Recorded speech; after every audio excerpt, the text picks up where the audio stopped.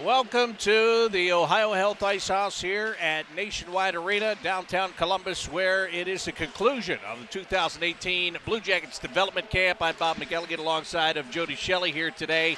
And the Blue Jackets getting set to wrap things up with their annual 3-on-3 tournament here. And Jody, this is the fun part of this camp, right? I mean, you've skated, you've gone through drills, now you just get to go out and kind of just let it out, have fun. Well, yeah, I mean, there's been a lot of excitement for a lot of these guys for a few days now, getting drafted just a few days ago, getting to your new NHL franchise. I mean, this has been eyes wide open for every one of these kids. And, yeah, you just want to play hockey. It's fun. There's a lot of information. There's a lot of neat things to see. Get to see the city, kind of the personality of the city, the personality of the franchise. But now it's just they're hockey players. Awkward conversations are everywhere. You know, that's all done. You just want to get out there and play hockey. And especially all these fans here right now, these young players are getting a close-up glimpse of what hockey means to Columbus, Ohio. And these, I mean, you know, a few stories have been written, but these kids, nice opportunity here and a lot of excitement. A lot of excitement indeed. And, you know, and there's two different kinds of players that are here in this camp. In this camp, there are players that have just been drafted, and they came basically right from the draft in Dallas right here to Columbus to be in this camp. There are other players that have been here numerous times. They're kind of veterans of this camp, so it's really a mix of all different kinds. Yeah, and you look at some of the veterans, you know, like Cole Sherwood comes to mind, fourth year here. You know, he's dealt with some injuries, so now he's back to camp. He sees it from a different perspective. I mean, he's been here now, and he's the older guy. You just saw him down in the hallway. It's a good time for Cole Sherwood to be kind of a leader in this young group. He knows exactly what the kids like Foodie, who got drafted just a few days ago, what he sees their look of being lost throughout the hallways, and a guy like Cole Sherwood can be that guy, that veteran guy, to help them out. So it's a fun time of year. You know, training is started for all these kids.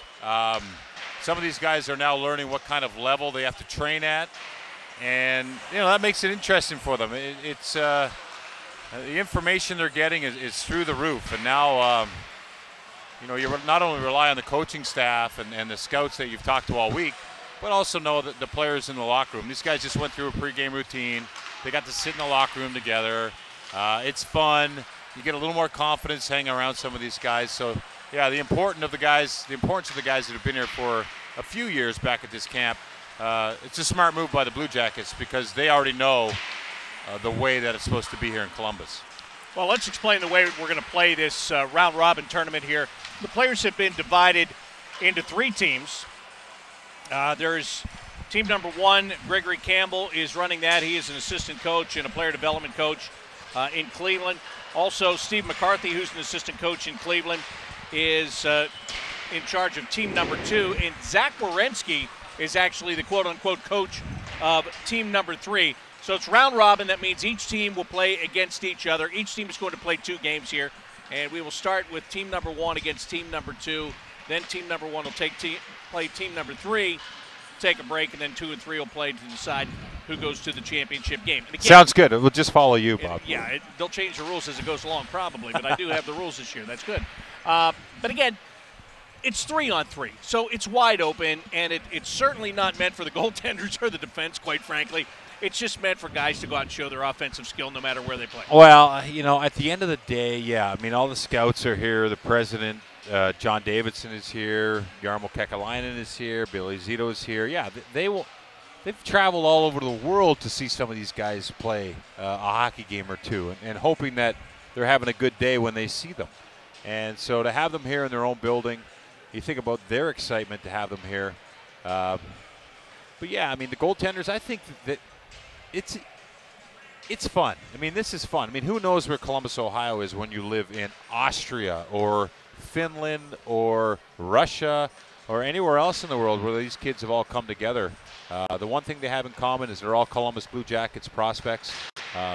Right now they're all friends, but come training camp, if they do get to make it here out of Traverse City, they're going to look for jobs. And you know, I'm sure there's a few names that have been brought up throughout this week or these 4 days that these guys have been here, but one for sure. Pierre Luc Dubois is a great example of a kid that came to a couple prospects camps and really did not impress, but all of a sudden the light came on, and to his credit, he did have a couple busy summers before he did get to make his impression, and look where it's taken them. So this is the first step for a lot of these kids. As you mentioned, it's a step that they've done before in being part of this, but the first step of what everyone here hopes is a bright future for a lot of these guys. Yeah, absolutely. And as you said, in the guys that are taking steps, especially the draft picks, because there are draft picks, there are also guys that have been invited to this camp to take part that aren't necessarily part of the organization, but they're getting a look here. But, for the draft picks, this is kind of the fun camp in a way, because you're playing amongst your peers and other guys that are in a very similar type situation that you are, especially the guys that just got drafted last weekend. They're coming in. It's a first opportunity. For those that get a chance to come back in September, that is a completely different camp. There's a lot more stress. There are a lot more demands, all that kind of stuff. So, for this one, as you said, it is step one, but it's a step that they've all been waiting to take their entire lives, and they're happy to be out here taking this step today. I mean, I can't even imagine the thrill of being drafted to the National Hockey League, and once you do get drafted, well, what does that mean? I mean, where do you go? Okay, I'm drafted. Okay, now the team representative walks me down. I get to meet the general manager and everybody on stage, who are half of these people. And then you get walked to the table, and from there, you get to the back room, you get to meet some people, you get to get introduced and get familiar. And then the next thing, they give you a ticket and you're on a flight to that town. And here they are in Columbus, Ohio, where, they're starting to figure out what they're a part of. And I think that's the most exciting thing here is the National Hockey League is the best league in the world. Columbus is one of the best organizations you can be a part of. And here they are, excited to be here. They're in the main locker room, they're sitting in stalls that guys like Nick Foligno, Sergei Bobrovsky, Boone Jenner get to sit in. And that in itself is a big thrill. We just walked through the halls with Jared Boll. I saw a couple of those guys excited to see Jared. It's interesting to see these guys. Interesting indeed. And, speaking of Jared Boll, we're going to try to get him on with us throughout the course of this, and we'll have plenty of guests as we go along and watch these young prospects go at it. I was thinking when you were talking about the excitement of being drafted into the NHL, I was just thinking how things have changed. I mean, this is a big show in the summertime, and almost every NHL team does this now. They have these development camps. Well, that's a great point. Be the way, right? I mean, the amazing thing is that this just proves how crucial and how it's really a 365-day job, and it's got to be that way of training. And you look at these kids here. This is not a relaxed atmosphere. I don't feel like this is just a camp where these guys have came here and just hung out and got to know each other. These guys are. You can see the jump in their step. They want to prove, they want to show, they want to leave some kind of impression. So, yeah, I think there are a lot of these kids have got their marching orders from their agents or their dads and moms to say, hey, go to Columbus and make an impression. And really, that's what it is. These guys are really great athletes here, and they're given a stage. So why not? If any opportunity in front of the president and the scouts, you've got to take it. So we've got about another minute's worth of warm-ups, and all three teams are out on the ice for warm-ups right now. And then Team 1 will play against Team 2. These will be 12-minute periods. The stoppages will be for whistles and for goals. There will be no power plays during this. Instead of a power play, if there's a penalty, there will be a penalty shot awarded in lieu of a power play. So that's how we'll go on this throughout the course of the day. So who's playing now? Team 1 and 2? Teams 1 and 2 will be playing each other to get things started.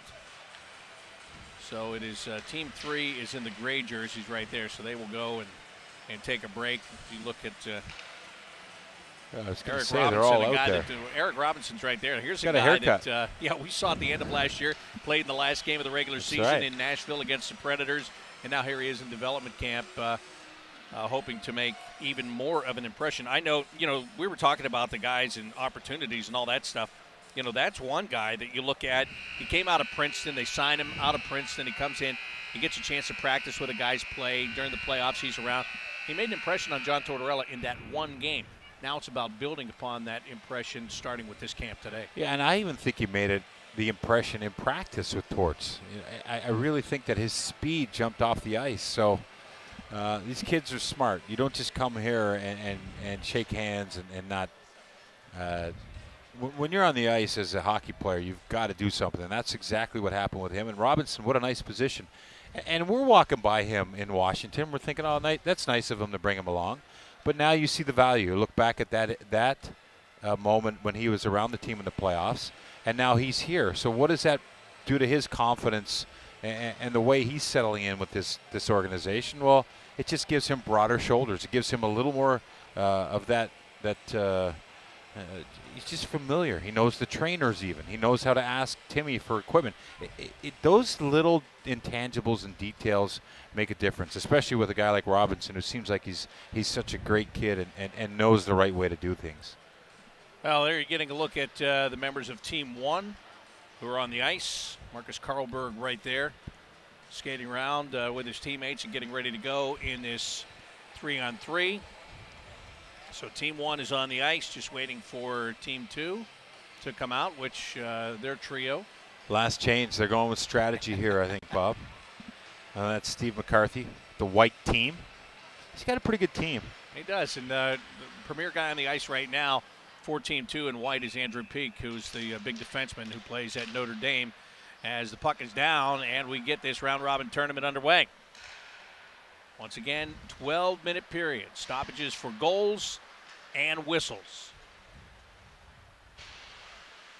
Team 1 getting it up inside of the offensive zone and trying to get a little bit of pressure. That doesn't happen, and here comes an opportunity for Team 2. They do stay on side. Here's Peak. He might get this first shot away.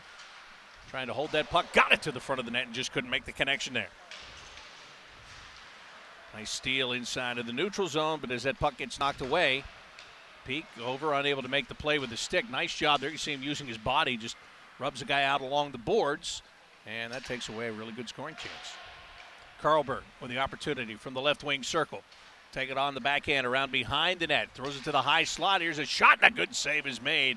Our first save of this tournament today.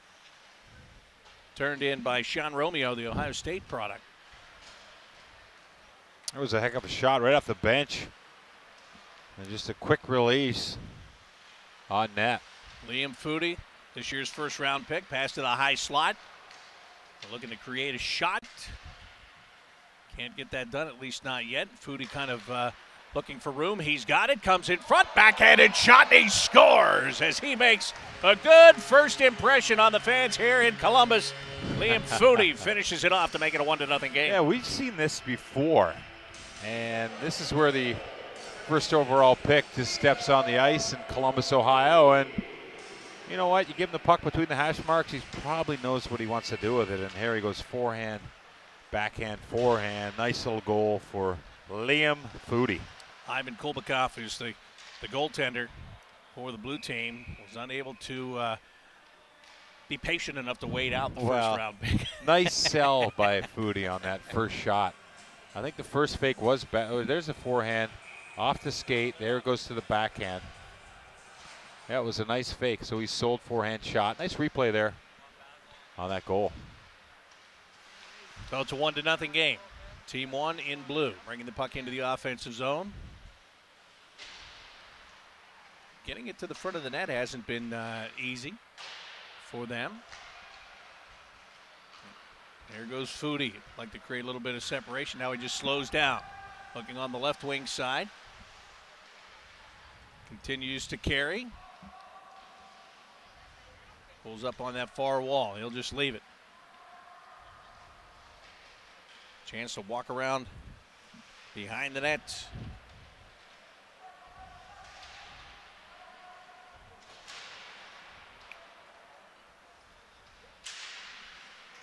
And this one's going to come back out to the neutral zone. Now, one thing about this 3-on-3, you allow everybody to get involved. The defenseman can get in deep. They can make some plays here. As that puck again is Worked out to the right point. Yeah, there's a lot of ice out there, a lot of opportunities for these guys to set up plays, but as you mentioned, not much room to the front of the net. So just about 9 minutes left in this game. It's the first game of this round-robin tournament, and it is Team 2 that has the lead here, 1-0. 1-0. Liam Foodie is the guy that scored the goal. Maybe another opportunity right here to up the score, but pull up, try to cycle into the right wing circle, and that pass down low just missed. That was a nice play to the front of the net there. Little pass. We've seen some good skill and good speed. That's what the open ice does. It allows these guys to play their game a little bit.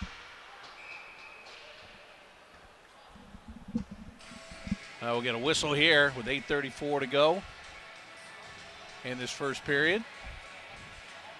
And we're about to bring our first guest in. It's Basil McRae who joins us. How you doing, these guys are looking, because I always Hi, forget, Basil. everybody's got titles. What, director? You got to look at the what camera, is yours? Cam. Player personnel? What is it? I think so, yeah.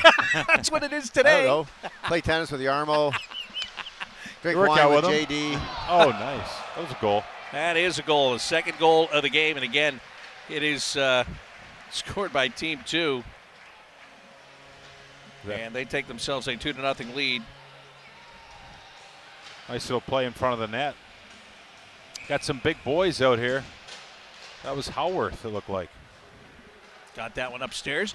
Basil Liam Foodie scores the first goal in this game. More importantly, as we have a breakaway opportunity, and a nice job by Romeo to shut that down.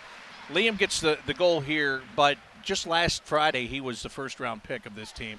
He's a guy that you know very well. He played for the London Knights. You were with the London Knights before you came here. You drafted him into the Ontario Hockey League. What do you like the most about this guy? Well, I mean, obviously the game, all we talk about now is speed. And as you've seen there, you know, it's easy to see that he's a great athlete. He's got a lot of speed, comes from an athletic family. But he's just a great athlete. So his speed and he's got great skills as well. So I think he's got tremendous upside. Well, opportunity just lost there for Team 1 in blue as they got down in front of the net, couldn't handle a pass. How involved is the draft for you? I mean, I know you spent a lot of time watching pro hockey. You obviously came from amateur hockey when you were with the London Knights. So when it comes to draft day, is it nice to have that knowledge, to be able to sit at that table and say, you know, this organization has got a bright future, and this kid with these intangibles should be a big part of that? Well, I'm not that involved in the amateur since I've come here, but you know, being in London and doing amateur prior to, you know, the pro side of it, and then being, you know, with the London Knights in scouting these kids, both last year and this year, when these names came up, they were very familiar. A lot of them from the Ontario League and from the U.S. So really, our scouts, you know, I've seen Liam Foodie play, of course, the last couple of years, but very limited. You know. But I do know their character, I do know their background, and a lot of times, you know, players do trend, and you kind of know what type of player these certain kids are at 15 and 16, and it's nice to see they're trending in the direction that you figured they would. So for me, it was a lot of fun, but our scouts are the ones that really had the book on these guys. Is your brother an amateur scout for the Blue Jackets? Yes, he is. Yeah. So he scouts the Ontario Hockey League or the West. Where do we see him? He's in Ontario, and I think what's a real advantage for Phil is that he worked with us with the London Knights. So he's watching these kids at, you know, 14, 15, and 16, and now 17 and 18. So he's got like a lot of them. He's got like a 4-year book on, basically, you know, at the draft. So it gives him an advantage as well. I got one more question on that. I mean, you're talking about 14-year-old kids.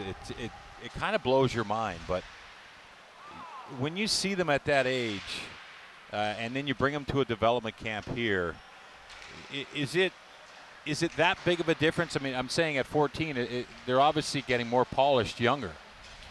Well, when we bought, the story I like to tell is when we bought the team back in 2000, our first pick ever was Rick Nash. And Rick Nash was 6'1" and 165 pounds. And we had a fitness test, and they put 135 pounds on the bar, and they told the kids, you have to do a full bench press. You can't bounce it off your chest. So Rick lifted it off. He set it on his chest, very good form. And we said, okay, go ahead, Rick, push it up. And he goes, I can't. So, and we know how big and strong of a guy Rick Nash is, but I mean, that's what you're looking at. You're looking at these kids that, I always say a lot of them are still got their Barney underwear on.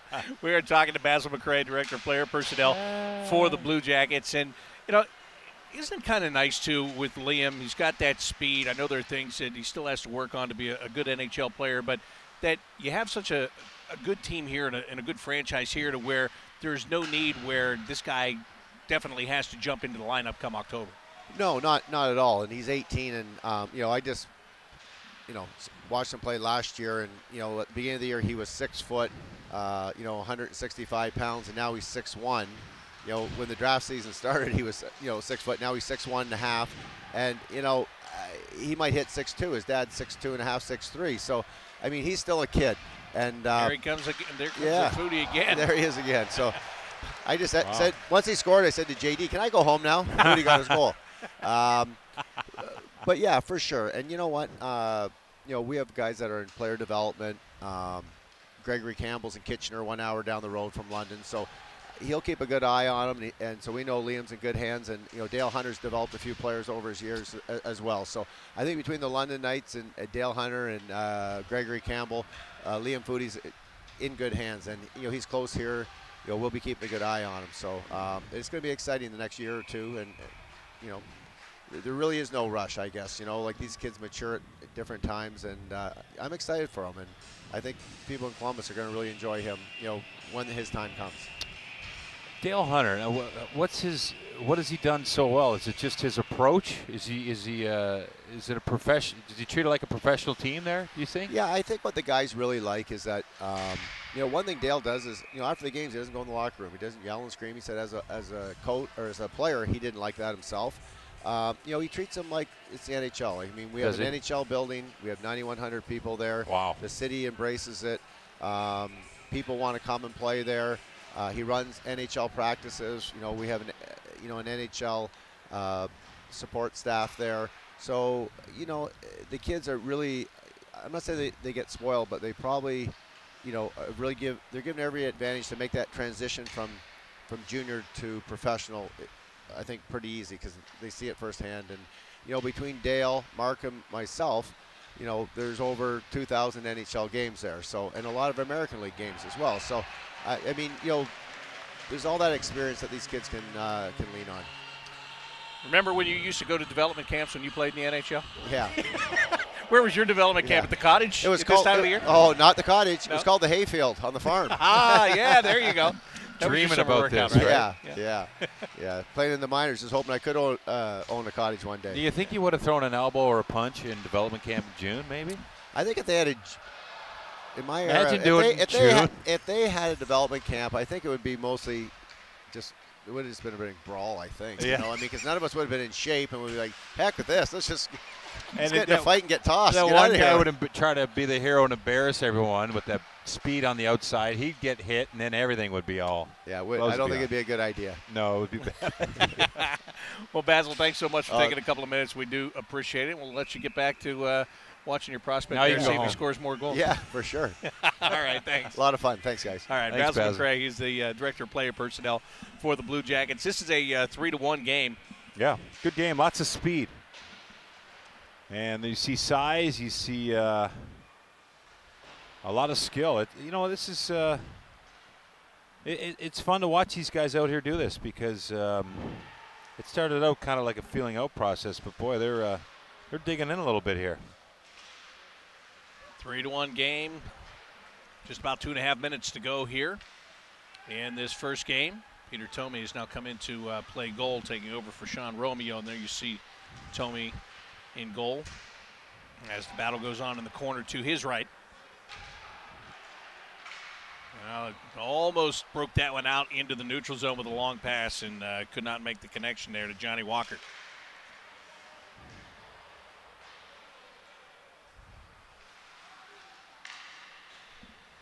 Tight game, 3-1 game. Does that surprise you at all? Because you get into 3-on-3 and Not really. I Get a think lot- they feel out. I honestly think that you also don't want to make a mistake. So there's a little bit of structure you can see here defensively. yeah, that one tipped off a stick and out of play. There's Walker. Yeah, he's another guy, right-hand shot. He's got good speed. And you can tell these guys, Johnny Walker, he's from Phoenix, Arizona. Played at Arizona State. Free agent invite. Kind of interesting what's going on out there in Arizona. Big hockey program getting put together. Beautiful area. Imagine playing hockey out there. I would think it wouldn't be too hard to recruit. Not too bad. Right?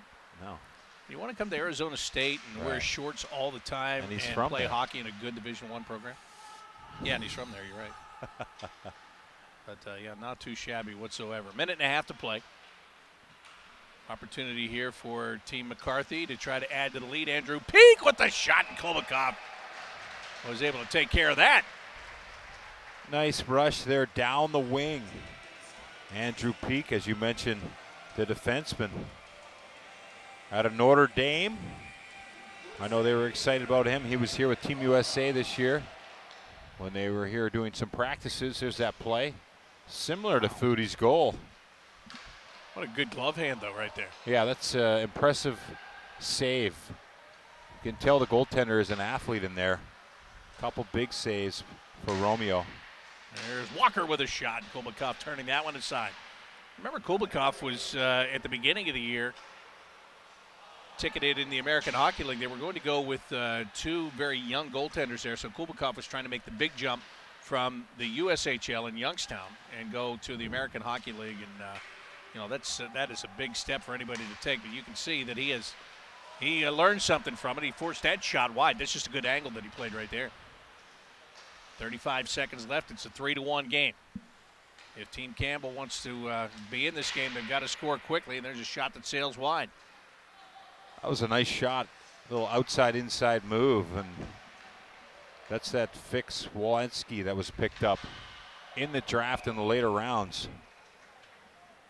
Not a very big guy out of Edmonton, Ontario, or Edmonton, Alberta, excuse me. Plays for the Oil Kings. Plays for the Oil Kings. He's only 5'7". He's actually from Edmonton too and plays for the Oil Kings, but 89 points in 71 games. You can see he's a shifty player. He's also got 81 penalty minutes, which is pretty high. He's got a little bite to his game, as Torts would say, I guess. Yeah, and that's certainly changed. The heights of the forwards have changed throughout the course of the last couple of years. This first game comes to an end. 3-1 is the final score. So Team McCarthy in white, they win it 3-1. And they will now take a break as Team 1 will come right back out on the ice and play against Team 3. So it'll be Team Campbell, team number 1, against Team Werenski in team number 3. A little modified warm-up again, stretch the legs. It's always fun to warm up and then sit down on the bench. It's like playing back in the day, Bob. I was just going to ask you if that's advantage or disadvantage not to play the first game. It depends. If you're just if you don't have many shifts in the game, sometimes you feel like you haven't played it since warm-up. So no, I think it's an advantage. These guys are they're anxious to get going, so they're actually still a little nervous. So bit of an advantage, but they'll go back-to-back now. So I think the advantage will go to the team that sits now. There's team number 1. There's a familiar name there, Cole Sherwood. Yeah, a couple Blue Jacket AAA prospects there, Meyer, Sherwood, together on this team. And in goal is Venny Vevalainen. He was just a 6th-round pick by the Blue Jackets in the draft in Dallas. This kid was, yeah. It's exciting, right? To have him here. Yeah, he's a guy that had gotten passed over a couple of times. Yeah, very interesting story. They felt that he wasn't quite big enough at 6'1". You know, some teams, I guess, in the past had thought that maybe that was the thing with him. He's athletic. Blue Jackets liked him. They like his movements in the goal. They weren't so worried about him not being 6'3". He's just 6'1", and that's all right. 6'1's a good size, and he's from Jyväskylä, Finland. So some good goaltenders have come out of Finland in the past few years in the National Hockey League. Of course, Tuukka Rask is one. And then when you think about the Calgary Flames of the last decade, Mika Kiprasov led the way, Pekka Rinne. So you know, he's had some good players to look up to. And, of course, we have our own here in Jonas Korpisalo. Absolutely. You got the all Columbus line here on for Team Werenski, right? You got Justin Richards. Yeah, Todd Richards' son. So Todd Richards, the former coach of the Columbus Blue Jackets, number 79 in gray. He's out there with Cole Sherwood and Carson Meyer, and here we go. Todd is here with his wife, Marianne. I'm sure they're watching Justin closely to make sure he's playing good positional hockey. Right. I did it. see him as soon as I walked in today. Sure, they're proud of him. Saw Todd. He's a heck of a player, I guess. Strong on the skates. Meyer has it poked away, and here's Justin Richards getting in. Feeds that one to Sherwood. Couldn't quite settle it down. And that quick shot denied. Another opportunity, and pass just a little bit off the mark right there. And Richards upstairs, and he scores to make it 1-0. Nice shift by those three guys. Strong down in the offensive zone. The poor defenders, not much they could do there as they just finished the game, and puck drops and the next game starts, and this fresh line from Columbus, offensive zone, really a lot of puck possession time, and then a nice shot upstairs by Justin Richards. And here comes Team Werenski again. Yeah, these guys are flying. Robinson's in the middle. They don't go to. Oh, then did try to right at the very end. Justin Wade is a defenseman that is back. It's a 2-on-1, and they couldn't get the pass across Robinson. Nice job on the back check there. Boy, Wade's a big boy. 6'2", but solid, 225 pounds. He's another free agent invitee from Notre Dame. Battle over on the far side. Team Campbell maintaining their control of the puck, at least for the moment.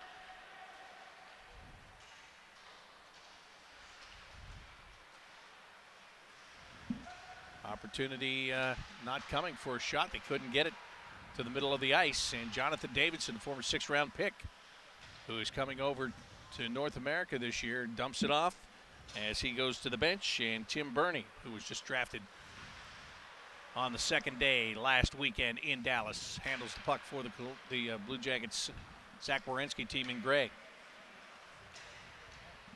Down the left wing side, Kolbakov, nice stop on that shot. Very sharp backhander right there. And that is Sam Dunn. That's a defenseman coming down and taking that shot. Yeah, there's a lot of open ice. I mean, the defenseman, I don't think there's too many stay-at-home defensemen in a 3-on-3 situation. These guys are zero. And especially if they're smart and they know the system that the Blue Jackets play. You're not allowed to stay back there. You got to get up with the play. That's right. Skate. No matter who you are. Team Campbell again, half wall left wing side, pass to the middle, and that one-timer sails up over the crossbar. That was a big shot there from the defenseman Tim Theorchardis. See how I just backed away and waited for you to go get it? To get the pronunciation guide out. Opportunity here right in front, and a backhanded shot that hit the side of the net. Big save there. Now this one opening up just a little bit. Here comes one that just sailed wide to the left, and that is Emil Bemstrom. Couldn't get that one on target. Kolbakov will now move it around to the far wall. He's got Bemstrom who wants to get away from Sherwood. And he's got a man getting quickly to the front of the net. The shot is in for the score to tie the game at 1. Nice play there through the middle of the ice. And it's the speed that backs off the defender. Emil Bemstrom. See it here. Guy that was taken in the 2017 draft. And there he's, so he just picked a spot. Nice shot upstairs.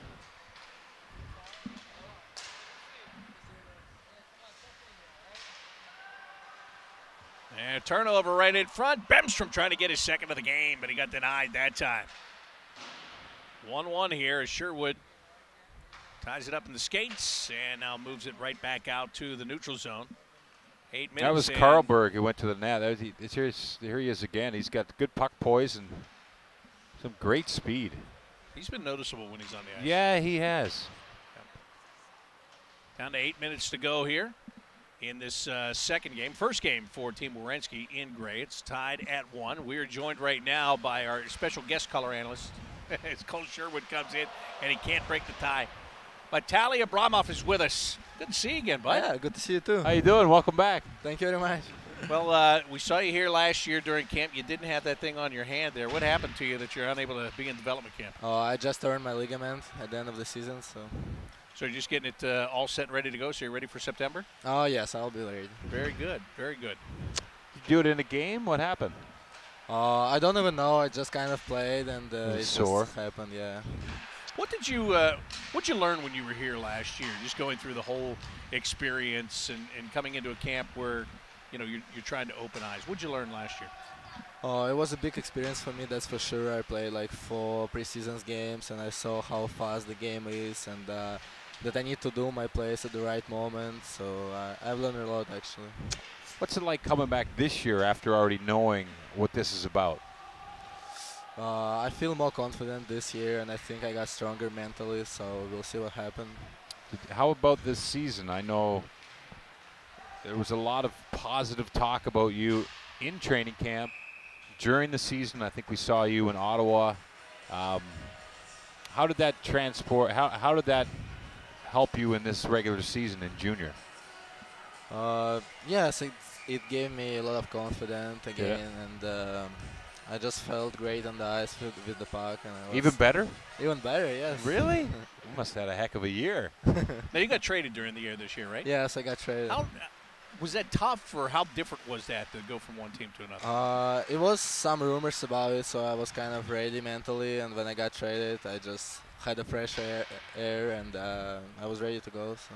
It didn't really change your game, though, did it? Not really. No, I don't think so. Not from what I saw. It didn't change your game. Different teammates, but yeah, my game stayed. Different teammates, same result. Yeah. Say that. So when you come back in September, you know, what are you hoping? What do you think that you have to do differently? Is there anything that you've gone back and said, okay, last year I did this. Here's how I can do it better? I think I don't know. I just like need to do my plays at the right moment, like I said, and I think I rushed the play last year sometimes a lot, and I need to manage the puck better this year, and play defensively better. And is it great you have a guy like Pierre Luc Dubois, who you played with last year. You played it in Traverse City in the prospect tournament with him. You played in preseason with him. He's a guy that the year before came in and didn't make enough impressions to make the team, and then look what he did this year. Are you hoping you're the next guy that can do that kind of thing? Yeah, Duby had a great season. Yes, it was a big step for him, and we'll see. I work hard to do the same thing.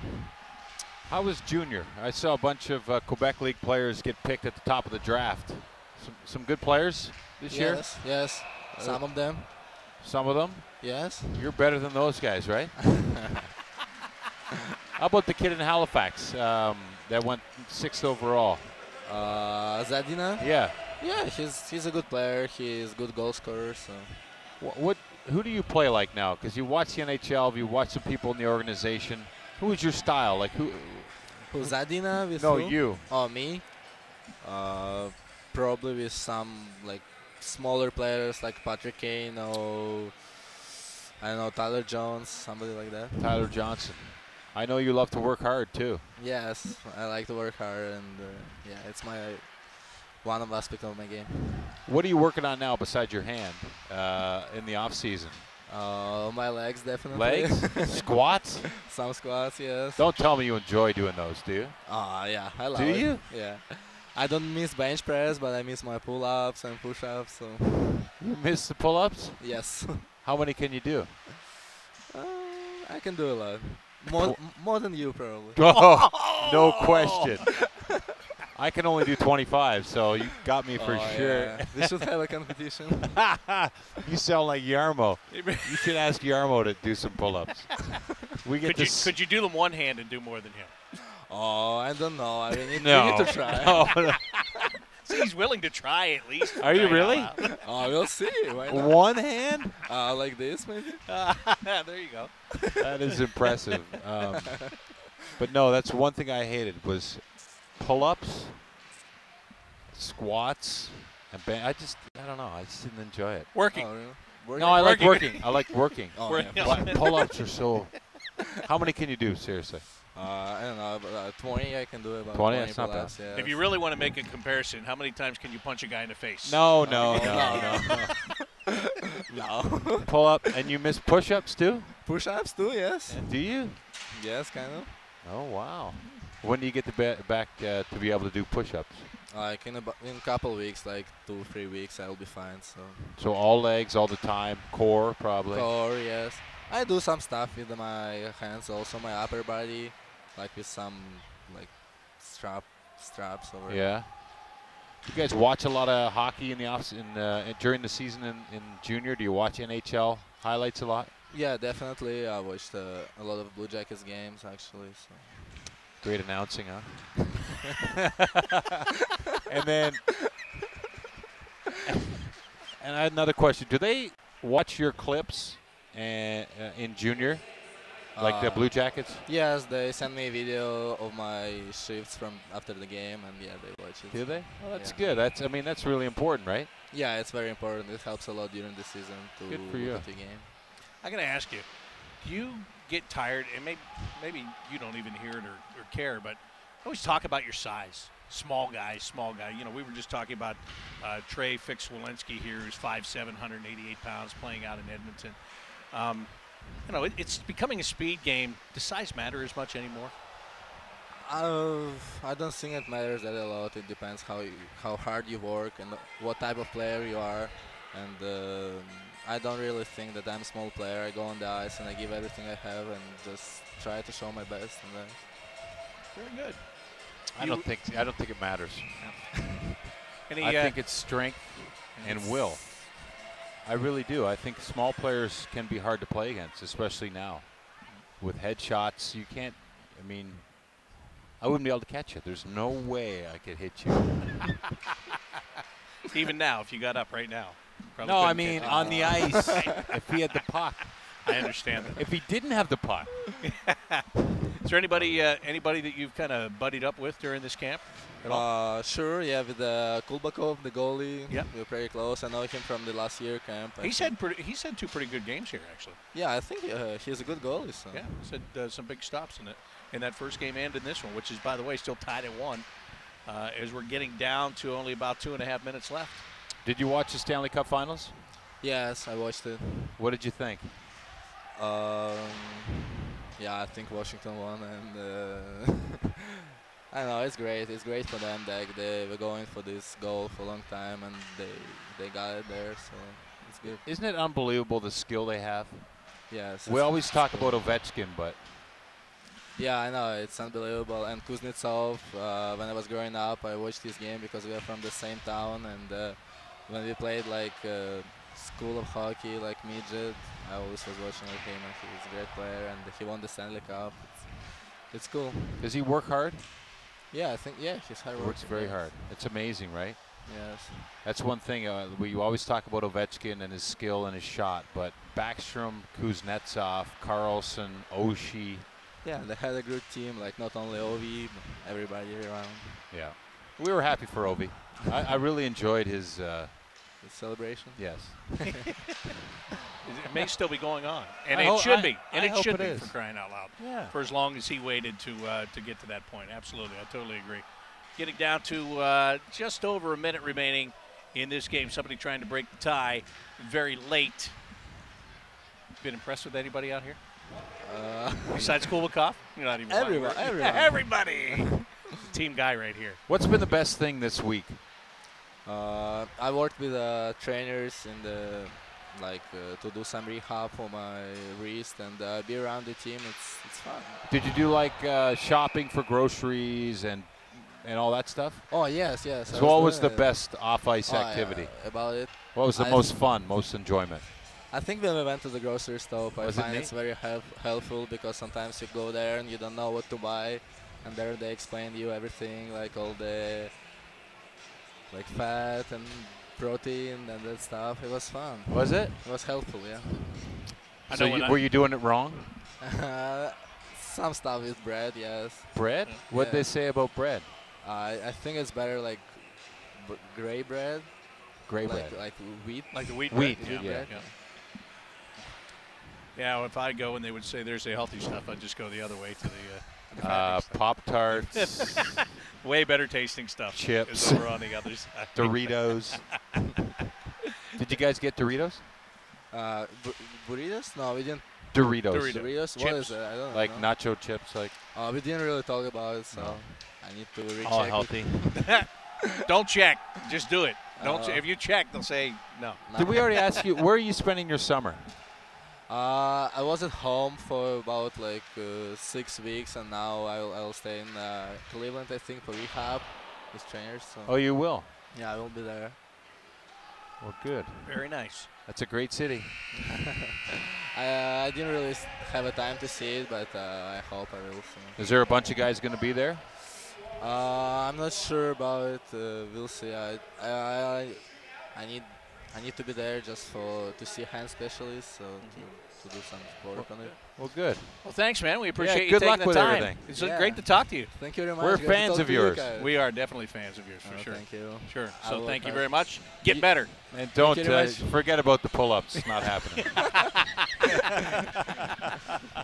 Natalia Abramov joining us here as this game finished in a tie. Oh, And there's, shootout. Ivan Kubikov Kubikov? and getting ready to go against Vevalainen. Head-to-head in a shootout. I guess I should go back to my rules. once again. Vevalainen. A couple good saves there by these young men. There he is. There we go. Got the Jonathan music going. Davidson is the first shooter for Team Werenski. This is a guy that the management liked a lot this year when he was skating in Europe, but he doesn't beat Kubikov. And Team Werenski is 0 for 1. Oh, it's kind of a slow motion move. Forehand, drug it backhand with authority, but I just think that good stand there by the goaltender. Emil Bemstrom had the lone goal for Team Campbell in this game. Here he comes with a forehand, and he can't find any room 5-hole there. Try to 0-0. fool him with a quick shot. No fooling him. And Cole Sherwood is being called upon. Cole to the front, and again cannot beat Kubikov. Oh, Kubikov there, glove up. Really made himself big. And Cole. Did he even back up? You know, usually No, those he guys are stayed up rarely there. angling back. I think just he stayed. saw Cole had his head down and just kind of stood his ground. Good move by the goaltender. Fix Werenski comes in with a shot off the post. Pretty good little player. He's got some confidence, you can tell, as he comes in. Knows how to score, knows what he's doing there, and quick shot beats the goaltender, can't find the back of the net. So it is still 0-0. Christian O'Neill unable to bury it. Team Werenski is 0 for 3. And here's a guy that we talked about. He jumped out, Marcus Karlberg. During the game, he was very visible. See what he can do here in the shootout.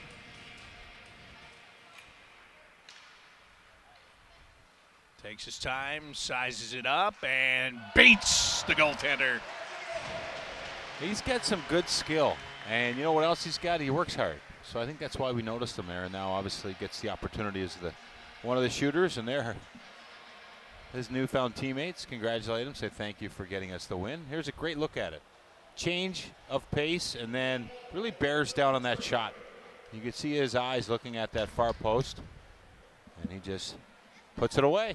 So Team Campbell winds up 1-1. Team Werenski is 0-1. We'll have a resurfacing here. And then Team Werenski will take on Team McCarthy in the next game that'll be played. Yeah, so we got about a 15-minute flood, 12-minute game. And then is it a shootout for the finals? Well, once you get to the final, there is a 5-man shootout to decide who starts the game with a 1-0 lead. Oh, that's what they're doing. Yes. That'll be good. So It's always a good play. Somebody will have a 1-0 lead before they even get going Yeah. in that final Like game. the old softball rules at church. You start with you start with 2 strikes. Right, exactly. Exactly. So as we mentioned, they'll flood the ice here. It's been kind of a quiet week. I know there's some things going on around the NHL. The Blue Jackets did make a trade yesterday as they picked up goaltender Jean-Francois Berube. Veteran goaltender. Yes, Berube's picked him been up around from a while. the Chicago Blackhawks Yeah. in exchange for Jordan Schrader, who played here last year Great for a pro. bit. Schrader was a good Blue Jacket. Good to have him in the organization. We know that. Positive attitude, hardworking guy, and good speed, huh? Yeah, They Very really good liked speed, him. yeah. You know, they loved him 2 years ago in the organization. He was there when they won, too, I think, wasn't he? Or did he come after? 2 years ago, they loved him. They loved him last year so much because the void of the veteran presence in the room this year, though, there in Cleveland, I think, he carried a lot of that weight. So, I mean, he's a good guy and he'll be missed, but maybe someone else will fill the void. Maybe Berube is one of those guys. Well, and the thing about Berube is what we mentioned it earlier during this last game that was played, that Cleveland had very young goaltending last year. And you played in the American Hockey League. One young goaltender, you can do it, but 2 young goaltenders makes it extremely tough. You have to have somebody with a good veteran presence there. Yeah, you do. If you want to play well. You need that third guy, too, in the organization. Brad Thiessen was that guy. He got hurt. They eventually went out at the end of the year, and they made that trade for Jeff Zatkoff to get him from the LA Kings. That's right. So that they had a veteran guy there. But Berube is that veteran presence that they can put in goal in Cleveland. He can be the third guy that can come up and play, which he's done the last couple of years with the Islanders, with the Blackhawks. So, that I think that was a very important position that they felt it was important to get that role filled, a veteran goaltender for Cleveland and a good solid number 3 in the system. Yeah, you got to have a 3, and where's the value in that? Well, you can't have your number 2 on the bench all the time. And when you have Sergei Bobrovsky as your number 1, he's going to carry the weight. So there's got to be opportunities for the number 3 to come up and sit while the number 2 goes and plays. That might not make any sense, but it makes a lot of sense to these guys. We saw that a lot last year, but now Jonas Korpisalo would have to clear waivers to go down, so that kind of changes that whole thing a little bit. But I want to ask you, since you bring that up, you said during the first round against Washington, when Braden Holtby came into play late in Game 2, and then he went on and eventually won that series, and then he won 3 more after that, you made the point that he didn't play very much in the second half of the season. He was struggling. They had him on the bench. He was the freshest goaltender in the Stanley Cup playoffs. How do you find ways to have your second goaltender play more if you have a guy like Sergei Bobrovsky? Do you have to physically just say, look, we're not going to play you 65, 70 games? Or how do you do that? How do you get that guy rest? Is that not a legit question watching the way the Holtby went through the playoffs? You've got to have a guy like Grubauer. And I think it's they didn't do it by design. They did it out of strictly necessity. Holtby's game was off. Grubauer's game was on. Sit Holtby, let him work with his goaltending coach, and rest. And Grubauer ran with it. Now you've got a natural competition in net. The juices are flowing for Holtby. He wants his net back. He hates hearing that he's lost his job or possibly could have lost it. He fights to get it back, and he never gives it up. And you need it in professional sports. I don't care what you're playing, what level you're at. Self-motivators like Tom Brady, he drives the engine because he knows everybody watching him and their team is going to be as great as he is. I think the goaltending position is the same way. I think you've got to be willing and able to take a step back. Like Holtby didn't know this at the time, but now that he looks at it, what a great position to be in. He played Game 2 rested and confident because he found his game. He made some spectacular saves, and he got lucky. Yeah. He got lucky, but I'll tell you what, the Washington Capitals were a different team with Holtby in net. Yeah, there's no doubt about that. I completely agree with you. And when he's happy, just think about it. There's so much confidence in the starting goaltender or the starting quarterback. You take him away or watch him play with confidence, your confidence you're just down. If your leader is dipping in confidence, your confidence will also be down. That's just a natural thing. So it was amazing to watch. It's too bad for the Blue Jackets because I thought they had a fantastic team and a great year. And you get past the first round, who knows? Well, you knew one thing, it was going to be Pittsburgh, but who knows what happens after that.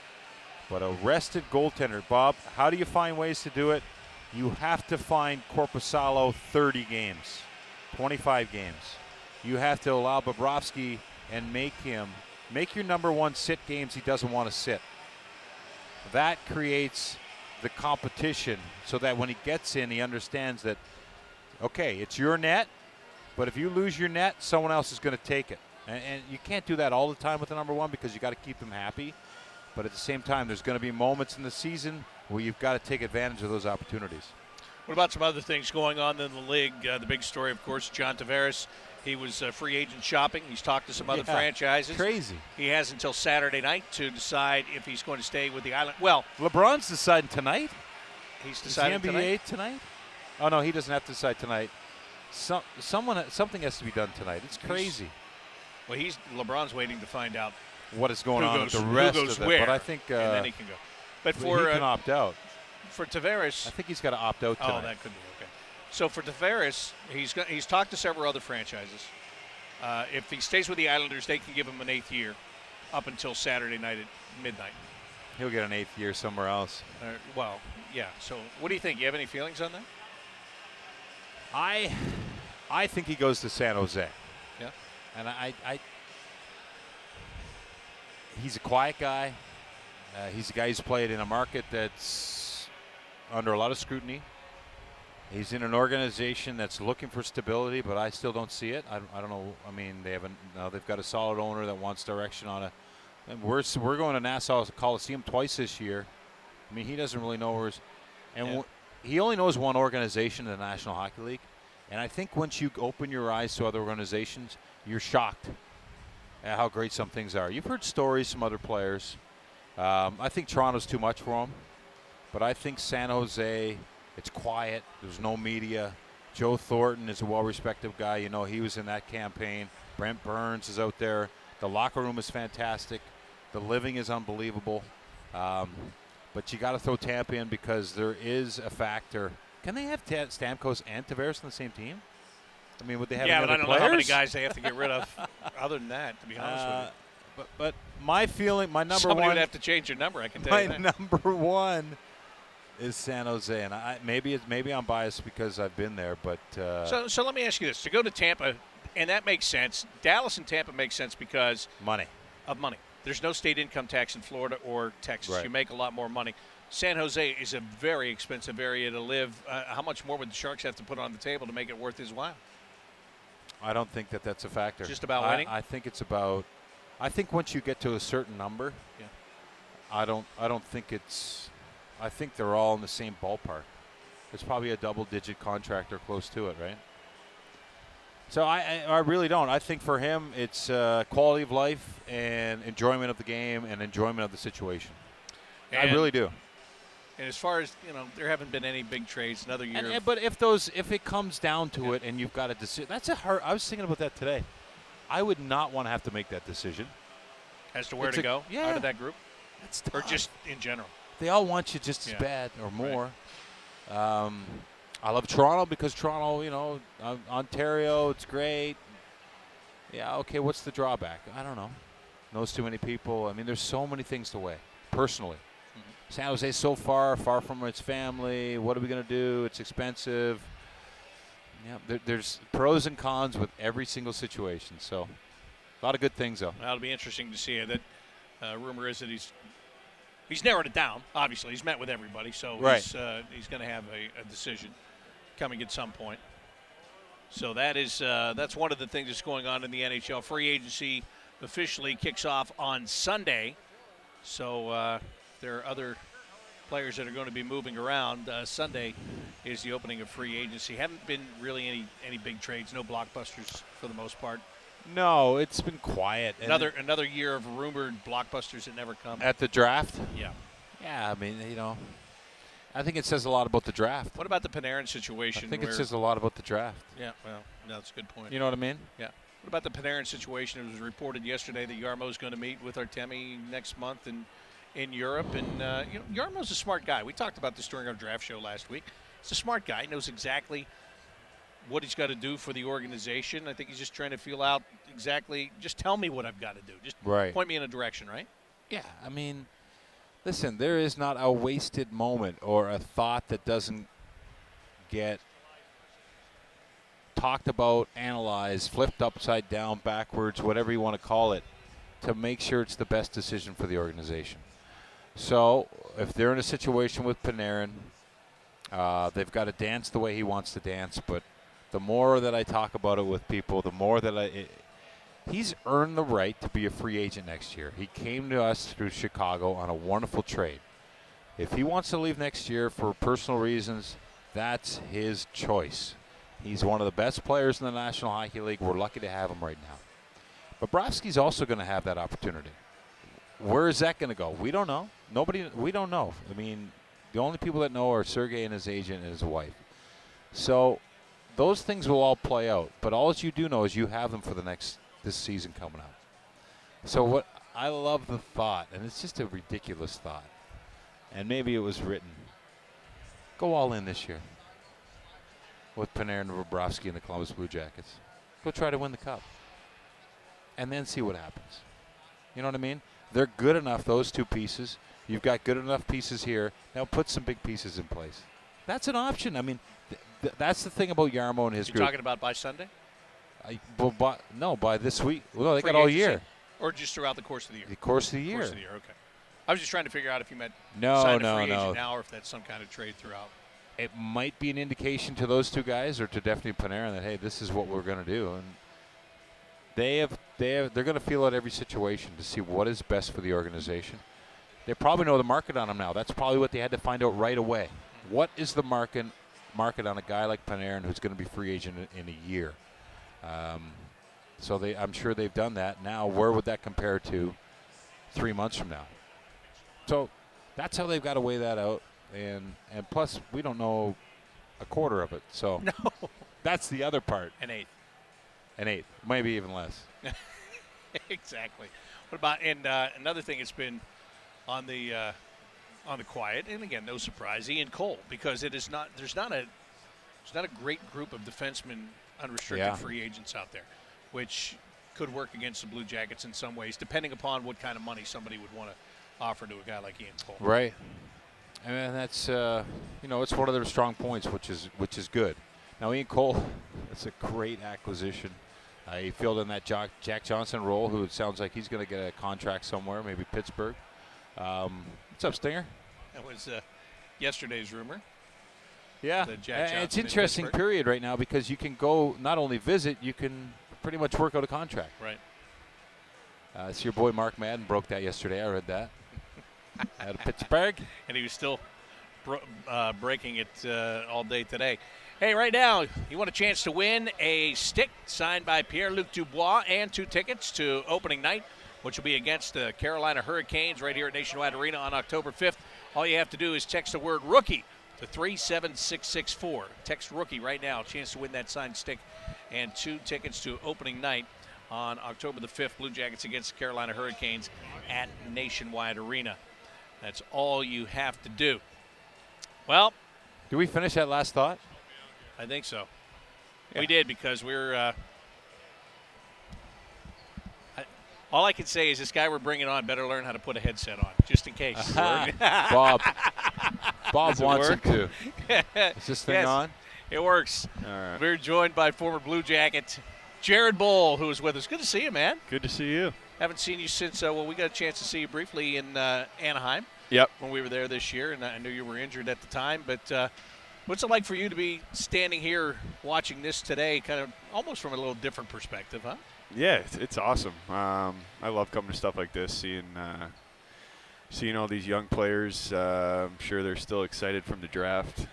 It's a pretty special time for all these kids, even the invites. A lot of skill, a lot of speed, a little bit different than when I was at these development camps. I think there's a few fights here and there. You don't see that much anymore. So, no, it's fun to watch. And like I said, these these young players now are pretty special guys, and they jump in pretty fast. Are you amazed by the speed, how quick the game has gotten?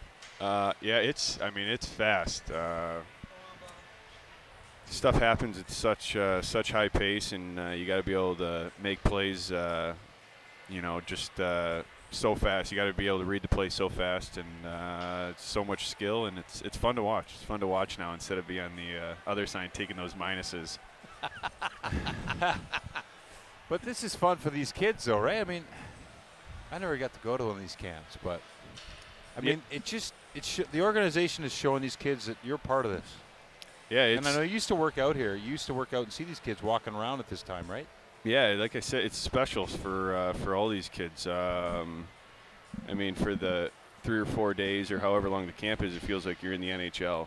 You get treated like that. They got the best staff here. I mean, you get treated so good, and it just makes you want to come back here and make the team as fast as you can. Well, as in your case, you just made it right away. You didn't have to trudge through the minors That's right. like Jody and I. Well, it just shows you people are watching at this camp. Even if you don't think they are, they are. See, He's that's smart a very guy. good point. That is a very, very good point. Very observant guy. All the time. Bowler knows what's going on. Someone's watching all the time. That's right. Now we're getting ready for game number 3, which is going to have Team McCarthy, who's in white. As you take a look, their goaltender Peter Tomei right there, getting ready for the game, and it's going to be against Team Werenski, who will be wearing gray. So the white team is 1-0, gray team is 0-1 coming into this, and we'll see who wins this one. See if that Team McCarthy can just outright claim their spot in the final with a victory here in this game. This would do it, right? Yep. If they get a win, yeah, they'd be 2-0. What? Well, they got a heck of a team. Oh, they do. They're, do they draft these teams? I have no idea. I see they put all the I think Ohio they kids do. Right. So they obviously didn't draft them. You don't think somebody just picked it like that? You don't think Werenski was picking all the Ohio Maybe. kids? So what are you doing with yourself now? We just moved back to Columbus, me and my wife, and we're pregnant due November. So Congratulations. yeah, we're excited to be home. Just kind of hanging out right now, getting healthy, and just taking my time, seeing what's next. Obviously, I would love to stay involved. Grew up with hockey my whole life, so like I said, we'll see what's next, and whenever an opportunity comes along and it fits right for everyone, we'll see. Is that opportunity still playing, or is playing off the table for you now? Or don't you know? Yeah, I'm leaning one way more than the other, but we'll see. Like I said, I'm just watching these guys. I don't know if I can keep up anymore. Well, it does. Sometimes you do have to move on and do something else. And like I said, when you're putting the headset on, I think you look pretty good in the headset. Just saying, if I'm gonna put in my 2 cents. Yeah, I don't know. We'll see. We'll see. Well, you know what I always say, and he walked away, so I'll just tell you, if Jody Shelley can do it, anybody can do it. Yeah. That's what he tells me too. But I don't know. He doesn't give himself as much credit as he should. No, you're right he's about pretty that. good. He's very good. But yeah, see, I wouldn't say that if he's sitting right next to me. I'm No, but you guys both make it a lot easier than it looks. Well, that looked pretty easy, actually, as Werenski's team gets on the board first here. Yeah, that was quick. Yeah, just 40 seconds in. Right to the front of the net. We'll take another look at it right here. Eric Robinson picking up his own rebound there, putting it in. Jody and I were talking about him. You're talking about how people are always watching. He got a chance to play in that last game in Nashville last year. He got a chance to be here and practice with the team after he came out of college. What a great experience, number one, but what a great opportunity for a guy to get a chance to do that, don't you think? Oh, yeah, just to, these young guys, just to get a little taste of it. It just, it makes you want to work and try and get to the NHL that much faster, because it is, it's special. And I'm sure all these kids want to be there one day, and it's not easy, but it looks like they got a lot of skill out there and a lot of good prospects. He's got a good voice, huh? See, you walked away, and I'll tell him now anyway. I told him, I said, you look good in that headset, and if Jody Shelley can do it, anybody can do it. I know my palms are sweating. I'm a little. As long as I'm not in front of the This camera. isn't I'm even- He's good. got a great voice, listen, radio. we don't even have to. We're not even really doing this game right now. We're having a conversation and talking about it. But there's a redirect and a nice save there. So, Jared, did you guys talk about your future? Yeah, a little bit. We touched on it. Sorry, I had to leave. I had to get organized behind the scenes here. Yeah, no, we touched on it a little bit, and like I said, we'll see what presents itself. Is this weird for you? I mean, Todd Richards was a coach here. There's his kid out there taking part in this development camp. And he looks good. Yeah, he does Doesn't he look look good. good? Yeah. Really good. He Have you skated with him before? I was just gonna say in the past summers when Richie was still coaching here, and even actually after he moved on, they were living here in the summer. He would skate with our group, and that was 2-3 years ago, and he was not a step behind, that's for sure. He was keeping up with everyone, so he was a good player then, and he looks like he's doing pretty good out here. Strong on his skates. Fast. He fast, played yeah. his second year of college. First, I think I was just talking to Richie. They Just won the his first national year? championship Oh, this that's year. right. He did win it. What a great first year. So he's on a good path, and he's a free agent invite, which, the value in that is high when they find these kids. I mean, the draft is one thing, but there's a lot of kids, especially in Columbus, Ohio area, and this area, Michigan, Columbus, where you're going to find these kids that aren't drafted but can play the game. I think Tampa would have asked him. That just gets weird, Right, You don't want to. No, I know. And plus, his dad's here in the summertime. You might as well come here and come to And this you can camp. see Todd. He's relaxed. He's here. This is Justin's time, which is really neat. Yeah, and I'm sure that's very special for him. Well, it's got to be. To kind of step back and watch it from a different perspective as well. It's a 1-0 lead here. Eric Robinson has the lone goal of this game, trying to even Team Werenski's record at 1-1. Have you seen any hits, Jared? No, I've seen a few that there could have been some big hits. Do you guys cringe when you see like gifts? Do you still cringe when you see what could have been? Oh, Foodie, wow. same move. Liam Foodie. He's pretty slick. Yeah, and off the wall here. Watch what he does right off. It's kind of in a tight space, but makes something happen out of nothing. He came off the wall, and that's not the goal he scored earlier. It's much. So he was the first-round pick this year? Yes. 18th overall. It's the old poke check. Poke check's great. That's a Till you body miss it. check right there, Bob. another poke Everyone's check. still. Did you say body check? Yeah, well, maybe accidental. Everyone was still standing. Collision. I'll scramble to cover that one up. 8:29 to go in this game. Round-robin tournament. Both of these teams playing in their second game. And the white team, Team McCarthy, 1-0. They can earn their spot in the final by winning this game. Well, we came in here, Jared. We walked in the building together, and someone asked us, will there be many fans there? And you said, I bet there'll be a bunch of fans. And you know what? You're right. It's packed. It's great. The fans here are unbelievable. I still watch the games even when I was out in Anaheim. It was great because they started at 4 o'clock. So when I wasn't doing anything, I'd turn on the Blue Jackets game. And, I mean, every night fans were in it. They were loud, and you don't really expect anything less. So Now here we are in June. It's July 4th weekend coming up. And, I just saw a kid, and he's so jacked up for hockey. And it's just an all-around great sports town. I mean, we get to hang out with some athletes from different sports. We know that. And they all say the same thing. Unbelievable town to raise a family, to live in. Of course, the weather today coming in here is kind of like what it was like in Anaheim all the time going to the rink. Isn't I it? know. I was talking to someone earlier. I said, they're like, oh, I'm so excited for summer. And I said, I'm ready for fall. I've had summer for the past 2 years.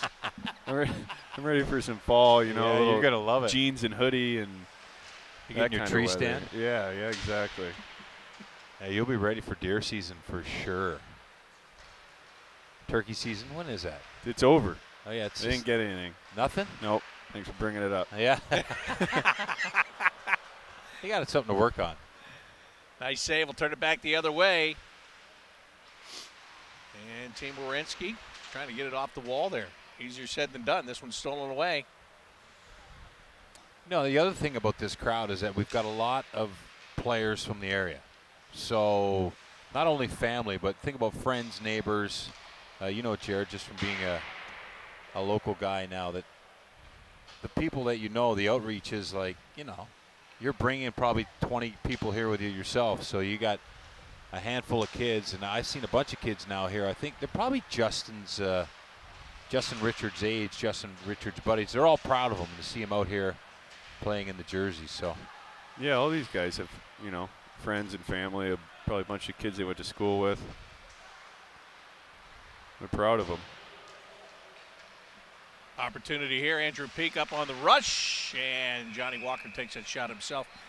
You know what always amazes me, like coming in for this, you know, you understand there's a little bit of a game going on here, but what about early in the week for development camp when you come in here at 10:30 on a Monday or Tuesday, and these people have taken time off and they come in here to watch the drills? I mean, that's where it shows you how much people are really into this and how much they can't wait for the fall to get here. oh, I bet you Richards was here. Yeah. You know, Todd Richards, because, I mean, yeah, no, it's not only just the team, it's the individuals that a lot of these people have following them. So Johnny Walker couldn't get that one on goal as he had the chance to go one-on-one. But people are fired up. You're right. It's and it's only going to get bigger. This area is remarkable for a lot of things. Great business area, but a sports city that and they want a winner. That's the other thing that's great about it. They're not just happy to be here. They're demanding a lot of this organization, which is keeping it. I don't know what you thought about the organization when you left, Jared, but did you get a different perspective? Because this is the only one you knew until you did get out and away from here. Yeah, I mean, it was the best thing for me is to go and see a different organization, how it's run. You know, you play with different guys, see their work ethic, see what they do, see what makes them good. And like I said, I love coming back here, but my time in Anaheim was great for me as a player, as a person, everything. Yeah, this organization, and me and Jody were talking earlier, this building, just the area, the whole arena district is top in the league, I would say. And it has been for a long time, because it really was the first organization to attach their practice rink. Yeah, to now their everyone's game doing it. Yeah, even New Jersey, The Rock. Which rink are you going to miss the most, Jared? Like on a road trip? I don't know. Everyone probably says it, but Montreal is so cool. I mean, even games I wouldn't dress and I was there, I would stand in the Zamboni tunnel and warm-ups and still get goosebumps. It's just, it never gets old playing there. No, they play that same song when they come out on the ice. And yeah, what is it, music. Coldplay? Yeah. Yeah, it's a fun place. I miss the Garden, Madison Square Garden. I thought that was a cool place to be. Well, if you miss Nassau Coliseum, you get to go back this year. So. That's right. Are they having games there? Yeah, both of our games are going to be there this year. Oh, I didn't know that. Yeah, absolutely. We don't get to stay in New York. We're back out at the, what's it called? The Marriott. Marriott, which I might as well be on an island. I just remember the wind tunnel. When you walk from the hotel to the, the Coliseum, it's like you're in a tornado. How about the fans? Oh, yeah, tailgating. Yeah. They're all over you. All over you. Shelly, you're terrible. I know. What'd you say? Nothing. 3.5 to go in this game, all tied at 1. Team Werenski on the rush right here. But no help on that rush. Good stick there by the big man, 93. Just kind of stood his ground. That's dead enough. Now And here he the comes. rush. Couldn't tuck it in off the backhand. He's tired. That's the other thing. They had that break for the resurfacing, but it is the middle of the summer. Yeah, these guys are having shorter shifts now for sure. Oh, nice play there. Oh. Walker lifted that one high. Foodie just trying to take the defender out now. Peak. Tell you what, Andrew Peak, we've talked about him earlier, Jody. Not afraid to get up on the rush here and and get offensively involved. Well, especially he's for a big probably guy. watched the Blue Jackets play. He knows. And listen, Chris Clark, one of his big jobs is to talk to these guys about what Werenski does. Jones, we see you doing this. You know, they really don't just work on their skill set. They work on how they could fit into the organization. And I would think, too, that's one of the harder things. As Romeo gets beat on that one, Yeah, that was just some good pressure. Robinson had an opportunity, Jared, to come and join the team this year in the playoffs, be around the team. And we were talking earlier about how this kid must feel now coming to this development camp because, you know, the trainers are familiar. Here's a great play, just attack from below the goal line. Not only that, but get that rebound with two guys standing there. So he got in a game last year? Great kid. He did get a game at the end of the year, yeah. Right at the end. See, he probably feels so much more comfortable. Oh, he was being around here. Remember seeing him, Bob, in the hallway? Oh, yeah. I mean, he didn't know who we were. We're like, hey, nice to meet you. Like, you know, it's just a young kid right out of Princeton. He got to play in Nashville where there were just numerous volunteers willing to sit out so that he could play in that game. Yeah. It's funny they volunteered the night before. Yeah. Oh, Sherwood. Sherwood. Sherwood off the blocker pad on that shot. There's Justin Richards over in the corner. And that one stripped away. Down to 1:27 to go here. Nice play here, Sherwood. Well, he's a big boy. He is. I saw him in the hallway. He's a lot thicker than I thought he was. He's a lot thicker than he was 3 years ago when he came in. Yeah, definitely. Yeah. And he moves well. Oh, nice play. Redirected in front. Another chance. Couldn't get that chance. Down to 1 minute to go here. When you're in the defensive zone in this situation, you're just trying to stay on the inside and don't get beat. You can see what Gray team is doing here. Keep him to the outside. Oh, down low. Oh, what a big save. He didn't even know. Quick whistle. Summertime for the referees, too, Jody. That's right. No, listen. Everyone needs some time off. I would not want to be a referee, by the way. I did it once in last year in some kind of – it was a 24-hour game they did. I refereed the first hour. Yeah, they have and I call offside. I'm like, I think that's offside. They have a hard job because they never win. What's up? Never. No. Either the coach is mad at them, a player's mad at them, the fans are mad at them. Oh, 9U baseball. 9U baseball umps never win either. No umps. No officials win anywhere. You do yell at the umps, Bob? Do I? Yeah. Come on. Not very often. Yeah. I will admit I did do something today that I hate when people do. And that is bang, bang, play it first. I was coaching first, and I put the safe sign out. I hate that. You did that? I did it. You're politicking I on hate first. It. Well, I wasn't sure he was going to And then did you give him this one? You gave the safe sign, then and he went out, and you went, oh. No, he was safe. It was the right call. I was right on top of it. Oh, he called it safe with you? Yeah. But so you influenced him. Well, I don't know. He's in the middle of the field. But as soon as I did it, I thought, what a jerk I am. I told our head coach, I said, I just did the thing I hate when people do. And I should punch myself. Hey, at least you admit that you did something wrong. And you're not in denial. You're on the road to healing, Bob. Here's an 3 opportunity. seconds. 3 Better shoot seconds. Gotta let it go. And it's counting it, too. Right at. The goalie, of course, is doing your washout signal. Yeah. Safe. Or no goal. I think I agree with him. We're going to OT. They're going to a shootout. These shootouts. Goalie. So how are they picking who shoots? I think it's whoever scored during the game.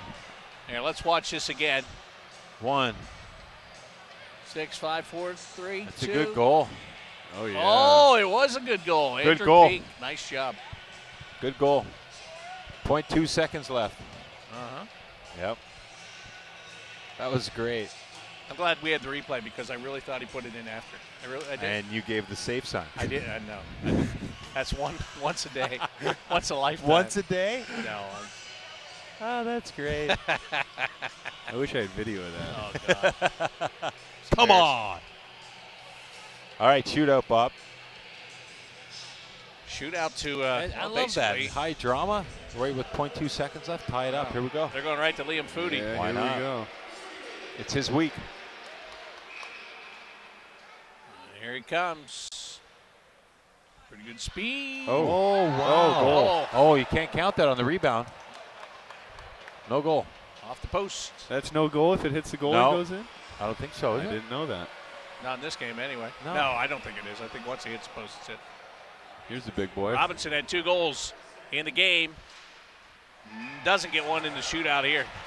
Romeo just shut the door. He wasn't going to move for anything.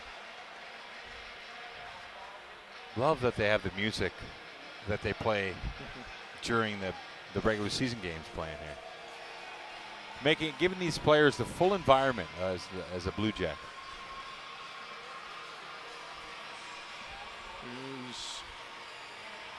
Uh-oh. What's Someone's called in. The red phone is ringing down there. What? See if that first one. See if that first one counted. Yeah, Foodie. I would count that a goal.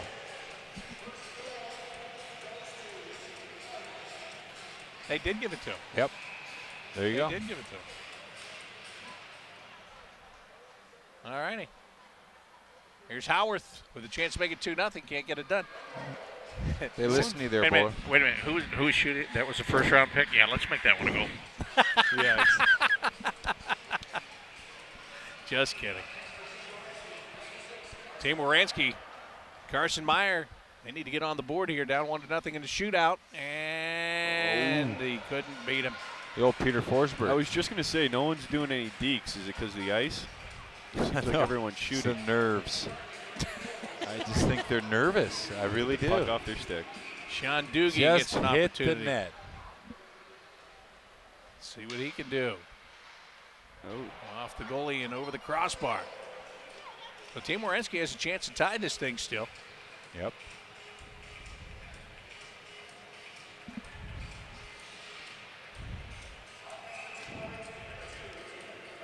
Tim Birney. Defenseman. Oh. Blocker save and a nice, Got to give the goalies a little bit of credit. nice blocker punch right after that. So Team McCarthy wins it in the shootout. Let's take a look at this last save by Sean Romeo. Gets that blocker up. There. Good focus.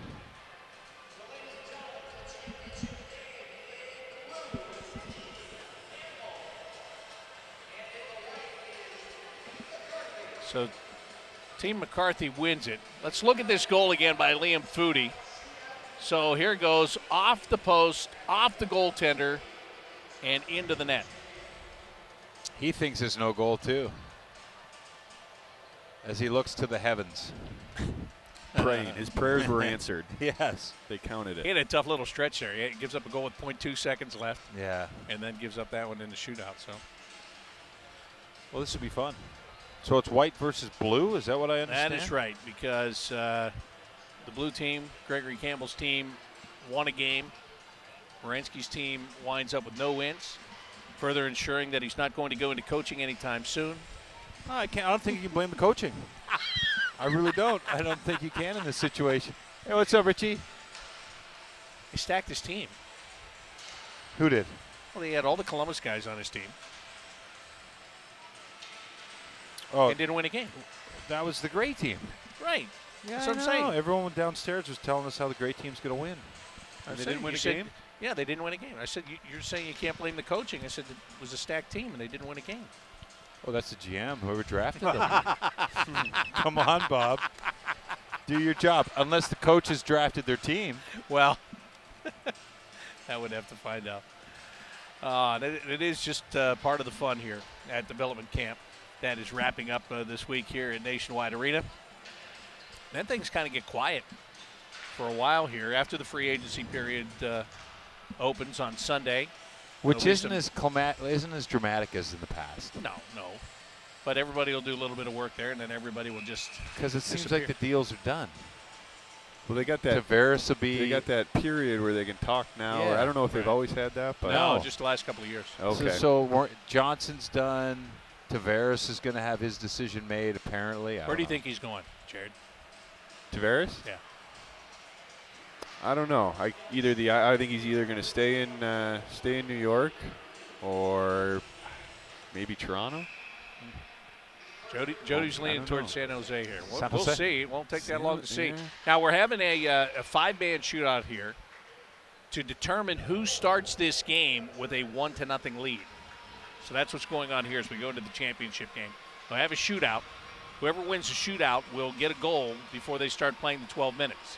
Liam Foodie has already been a star in this little tournament today. He has a chance to put his team on top. Kulbakov out the challenge, and he wins the challenge. Little change of pace shot there by Foodie. Yeah. Kulbakov's like, this guy's got too much room all day. You know, if that goes in, it looks good. If it doesn't, it doesn't look great. It's good for the goalie, right? I like the creativity. Jackashan. Oh, Nice shot. Post. So now, and you've got Team McCarthy. They're the only team that has 2 goalies. So that's why these guys keep on rotating. Tome and Romeo rotate and take every other shot.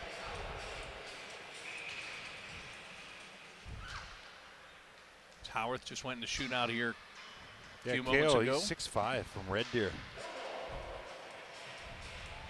He's from Trail, same town as Steve McCarthy, who's the coach. Played in the BCHL this year. A lot of big boys that can move, huh? Bemstrom lost the puck. No, he did it on purpose. He did that on purpose? Yeah. The Kucherov. Yes. Didn't he make that famous? I've done that many times. On purpose? Not on purpose. Accidentally on purpose. Yeah, exactly. Off the post with that one. Goalie there gives the post a little tap, a little thank you. There. We know this guy. There's Marcus Karlberg again. Oh, not this time. He had him. The goalies have been good. Yeah, they have, right? Yeah, a few posts.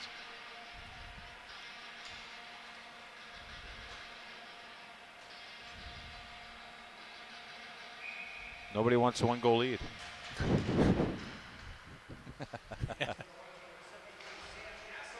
Oh, Sam not today. Aslan stopped. Vic Smolenski here. Just drafted over the weekend. He put up some numbers in juniors. Yeah.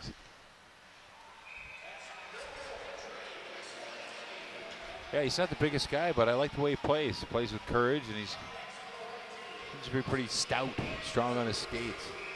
Here's the kid out of Notre Dame, Peak.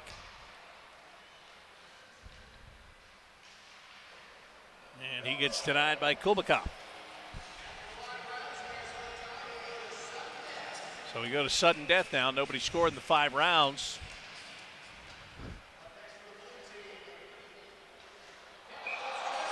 And there. Fancy. There's one that gets in. Did he lose the puck there, or did he? He threw it Do down the on his Burek. skates. Johnny Walker.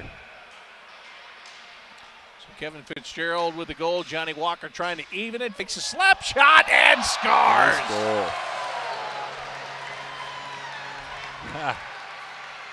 Johnny Walker's having fun. Johnny Walker. So if the light comes on, does that make it Johnny Walker red? Great fake slap shot. You know how bad I wanted to use a Johnny Walker joke, and I was waiting for someone else to use it. Leave it to Bob. And we're back to not scoring. Both teams scored. Got it out of their system. Couple creative goals. And now we're back to. Here we go. Sudden death. Oh, I like the speed off the start here. Billy Moskal. Attaboy, Billy. Oh, what glove work. Flashes the leather. Not today, Billy. See, now I can use all these sayings. Yes, you can. Now that I got this And headset now on. they all make sense. Gruber. Nope. All that work just to get it slapped off his stick right at the very. He knows as soon as he went to his forehand, he had no options. Peter Tomey said, I've seen enough of this. You could see by the look on his face. Can we just do the shootout for the championship? Yeah. Shoot out all night. Oh, Kulikov, another good I'm telling save. you, these goalies. Yeah, They're right. good. Or it might be the ice. I don't know. That might be the ice. Nerves, ice. Andrew Gunlock. Oh, tricky with the head movement. Oh, with the celebration, too. He looked at the puck, he looked at the goalie. Looked at the puck, he looked at the goalie. And I think just never really got set. There he is. Puck, goalie, puck, goalie, puck, goalie. Goal. It's hard to keep up with. And then the celebration. Opportunity to tie it again. And it is done. Do they know that this is not for the championship? It's just for the 1-goal lead. Georgi Dedoff with a tying goal. Oh, now they're coming. Wow. Tim Theocherdis. What's that? Tim Theocherdis. Yeah. Buried it. Buried it. Look at this one. Whoa. Hey, good shot by Tim. Liam Foodie's back. Kulikov out to challenge again. Foodie could not tuck it by him. No goal. They think they Great won. camera work. So after all of that work, the blue team will have a 1-goal-to-none lead. Let's see how long that stands. Must be a European rule, is it? I don't know. Or a European thing? All I know is I've never seen it. some of them are going, we have to play 12 minutes now? I think they're excited. The white team's ready to go. Karlberg, Bemstrom, and Gunlock. Out Johnny for the Walker blue to team. start. May not finish. Walker's out there with Foodie and Pete. Andrew Peak. So this is the championship game here today. This is a big deal. There a trophy? I think there is a trophy. Yep.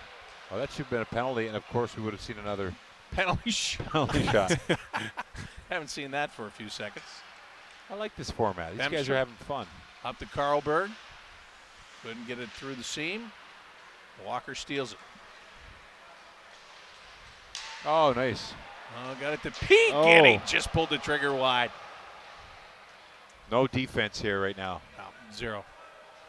Whatever you've got left, you have 11 and a half minutes to play it. There's a hit Cross check. after the whistle. I like it. Whistle for the net being off, Oh, is that what it was? apparently. Great forecheck by Karlberg, but he got I like him. tangled up there. Yeah, he's a good player. Scouts now get a break for the amateur scouts will get a break for a couple months now. That's a job that that really came to life last weekend at the draft, and for them to be here, you can see a few of them here right now. That must be so exciting. Yeah, now you get a chance to see your guys. Well, everyone's got their region, and you think your guy is a certain spot in the depth chart or where he should be selected, and I'm sure it's happened year after year where these guys just get denied, and all that hard work watching a guy and then watching him to go somewhere else, it must be frustrating. So when you have your guy here or a guy go top like the Blue Jackets have this year with Foodie, it's got to be rewarding. I think Dubois has got to be one of the, I mean, as a scout, it's what you dream of, picking him somewhere where everyone else doesn't have him, and then watching him come to life in the NHL like he has as a first-line center last year. Kulikov, a couple of good saves back-to-back.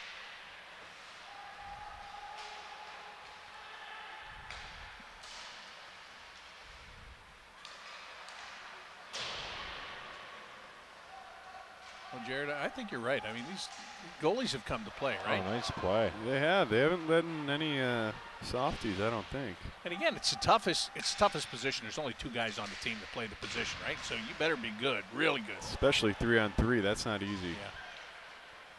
In the summer, that's when goalies just take their stuff off and get off the ice. That's right. Once we get ready for 3-on-3. The blue team has a chance to bring it out of the zone. We'll just slow it down here and make some changes.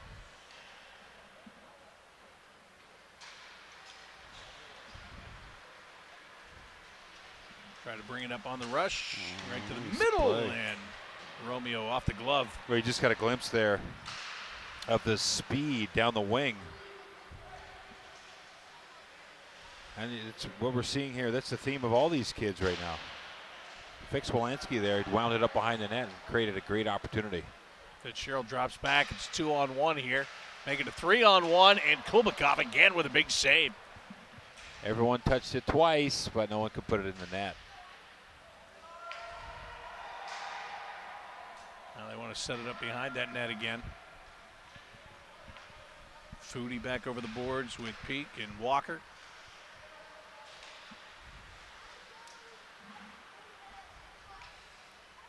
One to nothing lead for Team Campbell in the blue. They got that lead courtesy of winning that shootout before this game started. And now here's a turnover. Walker can't create separation. White needs to get that goal back. That's right, they're down, right? Peak drops back in a 2-on-1 here, Carlberg. And Andrew Peak got the stick in the shooting lane.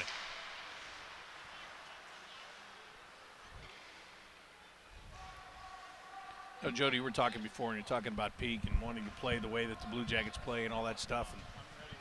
And, oh, if you want to leave, you can leave. You ready to leave us? What's that? Are you ready to leave us? Well, I would stay here all night, but we got stuff to do. Oh, okay.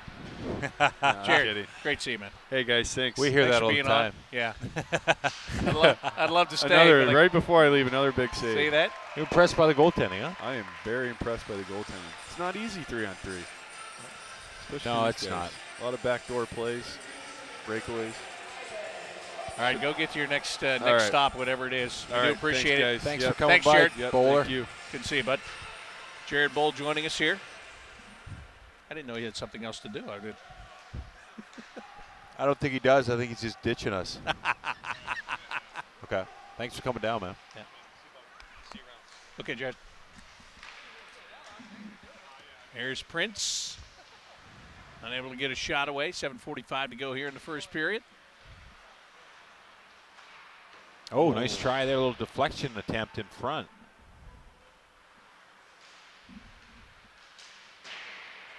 That one off a stick and off the glass. Another chance here, and that one off the shoulder of Romeo. Good job of clearing in front.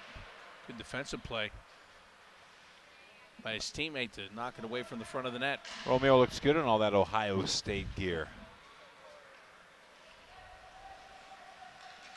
Aslan up the near side.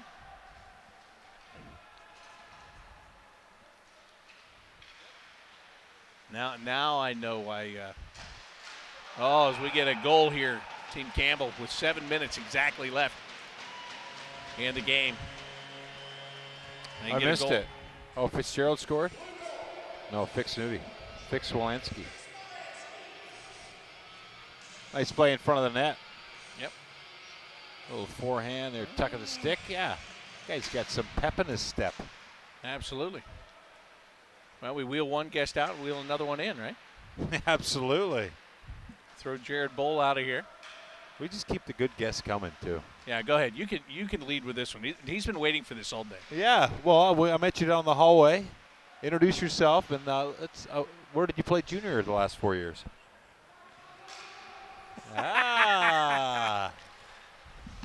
And how was Halifax? I was really lucky to play there for 4 years. It's a beautiful city, and probably the best fans in the CHL. So we're really lucky to play there. Yeah, so I got to play there for 3 years, Bob. Did you know that? I'd heard that somewhere along the line there. But that was a long time ago. I've seen his jersey up there. I was going to say a you had to couple play in times. this. I was going to bring it up. Here's Bepstrom, and he makes it a 3-0 game. So, what do you like? What do you see so far here? It's fun. I mean, we're really lucky with the management group and the strength and conditioning coach and the therapist. they're really good, and it's fun to be part of that organization. It's a great organization. So your junior career is over, right? Yep. So you're 20 years old? Yep. So you're ready to turn pro? Oh, I am. It's going to be a fun new challenge. I was looking for an opportunity like that to get a contract and show what I can do at another level, and Columbus gave me that chance. So I'm really lucky, and I can't wait to show them what I can do on the ice. Yeah, Maxime Fortier here with us, and in talking about that, I mean, you were putting up some great numbers, and to finally get Columbus to come to you and say, "Hey, we want you to be a part of this," what did that mean to you? I mean, it was awesome. Like I said, I was just waiting for a chance. I've had some good years in Halifax, played with some good players, and I think every year I got better. So I feel really lucky to Columbus to give me the chance to play at another level. And like I said, I can't wait to jump on the ice and show them. Now, Max, how did that work out this year? Because you seemed to sign early in the season. Yeah, I did. I signed in November, so it was a pretty big surprise for me. I had no idea that my agent was talking with them. So actually, my agent called me one day on the bus. I was on the bus, and he said, so someone wants to talk to you. So he said someone's gonna call you in 5 minutes. So I was like, okay. And Bill Zito called me and offered me the contract, and he said, you can think about it. I said, oh, I don't need to. How'd you play that night? Oh, I had a great game. Probably my best game in career. Hey, did you guys fly from Halifax to Quebec, or would you guys bus? Well, usually we would fly to go or to come back. So let's say we were playing in Montreal. We would fly in Montreal. Which is how far? Hour and a half flight? Yeah, an hour and a half flight. We would bus in between the cities, and we would come back from whatever, let's say, back to Montreal to Halifax. So that was a 12-hour bus ride. But 12 hours. We were pretty lucky with Halifax, with the owner, Bobby Smith, putting a lot of time and money into the team. So we were one of the few teams that could fly. Yeah. So we flew when I was there. My first year, we flew every game. The second year, so it's the Quebec Major Junior Hockey League. So most of the league is based out of Quebec, a different province. Like Max said, it's a 12-hour drive. So logistically, it doesn't look like it works on a map. The first year, we flew every game. Second year was half and half, and third year, bus every game. And not a nice bus. Did your record change? Like, were you really good when you were flying, not, and then you were not? No. No. No. That's might why. have been the other way around. Because we'd always stay over in Montreal. We'd always fly out of Montreal Airport. So after the whole road trip is done, we'd pull into Montreal like 2 o'clock in the afternoon on a Sunday. And then we wouldn't fly out till the next day. So we always had fun. Max, what are you looking forward to in a way of being able to show? You're not out there right now. I know that, but when it comes around to September, what are you hoping you're able to show these guys? I mean, I'm an offensive guy, and my speed is probably my number one ability. So for sure, I want to come into camp and show my speed and my offensive skills. And I'm not just an offensive guy. I think I've worked a lot on my defensive work in the zone, and I think I work hard every shift. So that's something I want to show every time I'm on the ice. Have you talked to any of these guys, whether it's anybody that's out here, somebody that's had the experience with it, a buddy wherever, just to try to get a little bit of feel for what it's going to be like for you? Yeah, I think I felt it last year.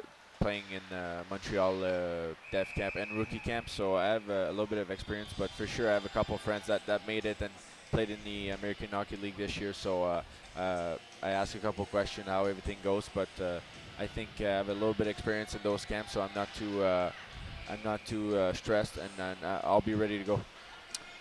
You were the captain of the Halifax Mooseheads, and what kind of leader, like what makes you a good leader? I'm not the guy who's gonna talk in between periods in front of all the group. I'm more a guy who's gonna show the example in practice and in games. And I love to help the young guys. There's three or four young guys this year that you entered the room and you knew that there was something wrong, and I like to just to go talk to them and help them. It's fun, and some guys did it when I was younger, so it's fun to do that again when you're older. Is that something that the players voted on in Halifax, or is that management's decision? I have no idea. You just got it. Yeah. Okay. Because some teams vote.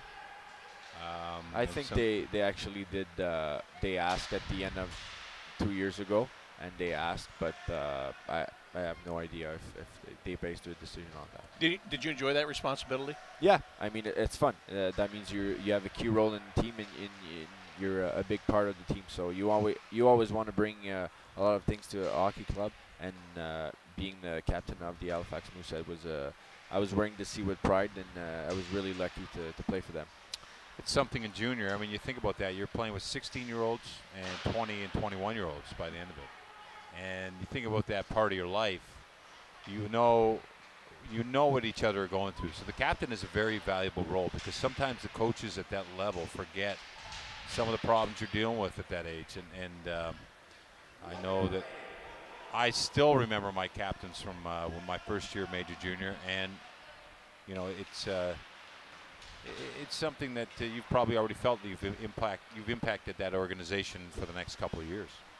No, I mean, like I said, Halifax is a great organization, and there's so many good guys that played there. And so when I was younger, some really, really good guys that could have just said, you know what, I'm really good and I don't need to help others, but they did help, and so it was important for me to do it again, to do it to them.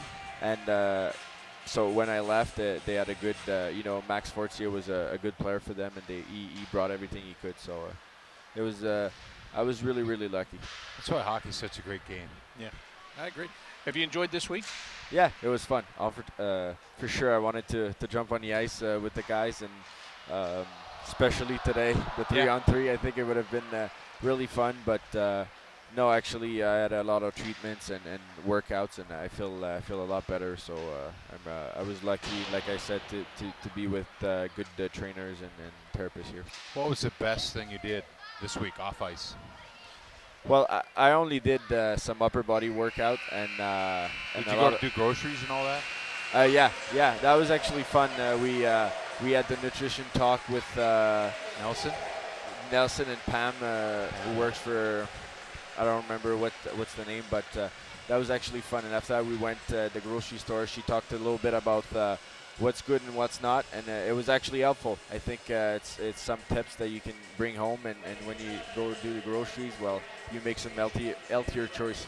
Good for you. Well, Max, it's great to have you here. It's good to see you, and look forward to seeing you again in September. Thanks for having me. Thanks for stopping by. We appreciate it. Max Fortier joining us here. Good Halifax on the Moosehead broadcast. Right there.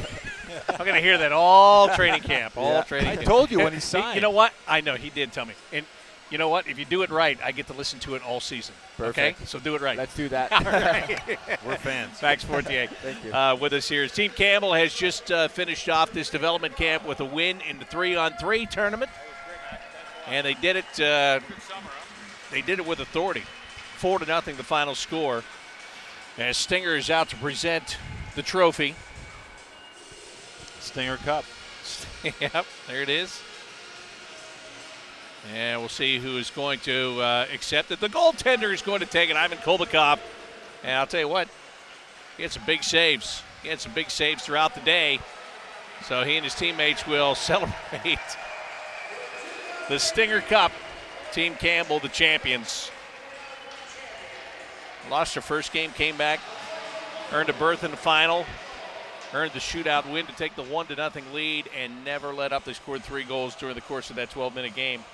Yeah, that was a good start. That shootout was actually very entertaining. Congratulations. They got the Stinger Cup. Next stop, Traverse City. That's right, for a lot of these guys. And look, somebody here before we know it. These guys are setting up for the picture. The other guys, 2 of them are shaking hands, so they Stinger's looking at his watch and saying, hey, let's take this picture. But Kulbakov leading the way. He hasn't even realized that they're waiting for him for the picture. Oh, I see, yeah. So they're waiting for their goalie to come over and get set. And this will be a picture that will I don't know what they'll do with this picture, but they will have it for all time. On the wall? Absolutely. So that brings an end to Development Camp 2018. Again, this weekend, NHL free agency opens. Don't know how active, if at all active, the Blue Jackets are going to be in free agency. But after those signings, that'll cool off for a bit, and then we will reconvene here in September for training camp. You see these young guys, this is the culmination of a fun week acknowledging the fans. Yeah, you're looking here at in the future House. of the organization there, Bob, in that shot, and it's a good time for this organization. You know, everyone talks about the youth that's in the lineup, but these kids are much younger, and when you look at them, you really see the what you have in the locker room. Yeah. The veteran guys like Seth and Zach, who are now going to be a year older, and quite frankly, not happy that how the first round went this year. So these are all good things. Right, and again, you know, you don't have to go that far back in the history of this organization to where you would be really hoping that some of these guys could come around by September. It's a different now, feeling. It is a totally different feeling. You have a good established playoff-ready team here with the Blue Jackets, and these guys will get a chance to grow and mature. Yeah, some of them may challenge come September, but others that need more time are going to get more time. So smiles all around for these young men, and that's going to wrap it up for us. Great to work with you again. Yeah, man. Nice, Bob. Good job here today. Handshake. Oh, there we are. There we are. We're good. So it was fun to be here. Thank you for being here, too, as that will put a wrap on development camp here in 2018. For Jody Shelley, I'm Bob McElligott. Thanks for watching Jackets TV, presented by Ohio Health.